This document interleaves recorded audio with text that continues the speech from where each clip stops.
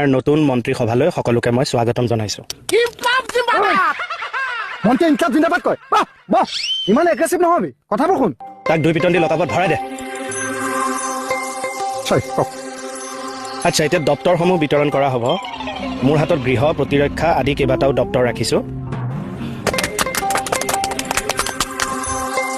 জ্যেষ্ঠতাৰ ভিত্তিত আমি ফেলাও বসুমতাৰীক ফৰেষ্ট আৰু অদৰকাৰী বিভাগটো দিছো।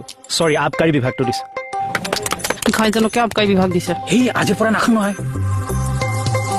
তৰামাই নগয়ানী বিত্ত। নমস্কাৰ। ৰাজভঁৰাল নদন বদন কৰিম। হাসনাহানাক স্বাস্থ্য।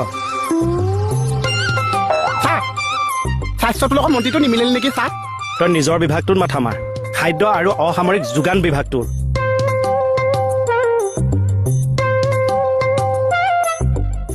ডাঙৰীয়া নিজে খালে নহ'ব দেই, আমাকো খুৱাব লাগিব। খুৱাম মই চবকে খুৱাম ছাৰ। বসুমতী বিউটি বাইলুং শিক্ষা আৰু সাংস্কৃতিক বিভাগ। শিক্ষাৰ পোহৰেৰে মই পৃথিৱীখন উজ্বলাই তুলিম। প্ৰথমে আমি অসমখনে পোহৰাই লওঁ, তাৰপিছত আমি পৃথিৱীৰ চুকে কোনেও যাম।